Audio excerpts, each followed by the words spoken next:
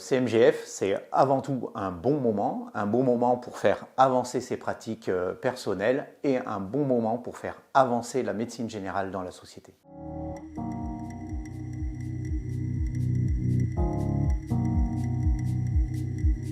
C'est le rendez-vous de l'année où on va retrouver tous les visages de la médecine générale en France, des visages engagés au niveau syndical, professionnel, engagés au niveau scientifique, au niveau universitaire, et puis les visages de toutes les appétences et toutes les formes d'exercice de notre belle médecine générale, qu'elle soit dans les îles, en montagne, en ville, en campagne. Tout ce petit monde se retrouve au CMGF pour partager nos expériences, partager autour des actualités, se mettre à jour. On va aller affiner ses pratiques par rapport aux données de la science, par rapport aux recommandations, par rapport aux organisations des soins qui évoluent, puis rencontrer tous les acteurs qui gravitent autour de la médecine générale, que ce soit des institutions, des représentants d'autres professions de santé et des représentants des patients. Et puis passer un bon moment, un petit peu aussi avoir une respiration pendant sa vie professionnelle, c'est important d'avoir ce temps-là.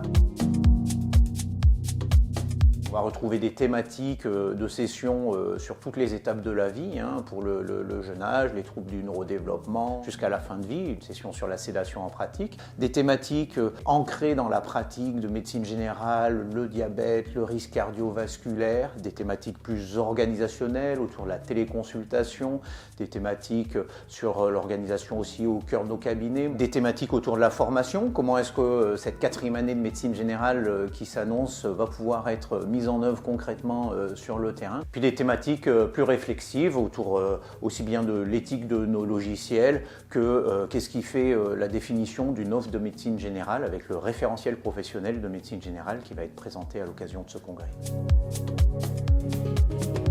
Là aussi, on va retrouver des thèmes autour des gestes, les infiltrations, la traumatologie, des thèmes autour plus de l'organisation, mais aussi des thèmes qui ne sont pas forcément des gestes, comme les dépistages du nourrisson ou le syndrome d'apnée du sommeil, des thèmes professionnels purs et durs. On va parler d'avoir des ateliers autour de la convention et des évolutions de la convention, des ateliers autour de la recherche dans les CPTS, des ateliers aussi autour de thématiques relationnelles, avec un atelier sur le racisme par exemple. En clôture, on peut l'annoncer déjà, on aura André Comte-Sponville qui va venir faire une intervention. On va avoir aussi donc un ciné-débat autour du don d'organes. On va avoir une session controverse. Tout le monde a la garantie de trouver matière à médecine. On a plus de 4000 participants. Chaque année, on bat le record. On aura plus de 300 intervenants, une centaine de partenaires. C'est pas un congrès silencieux, vraiment, il y a des rencontres, c'est un congrès qui veut initier du mouvement, des découvertes, des échanges, pouvoir partager son expérience, pouvoir partager ses idées, pouvoir en débattre aussi, en débattre directement avec les personnes concernées. Il y a les décideurs qui sont là. On a trouvé qu'il y avait beaucoup de choses à dire autour de la médecine et de la musique. Il y a beaucoup de médecins qui sont musiciens. D'ailleurs, on va avoir l'Orchestre symphonique des médecins de France qui va faire quelques interventions avec des quatuors, des trios. Il y aura même un piano aussi à disposition.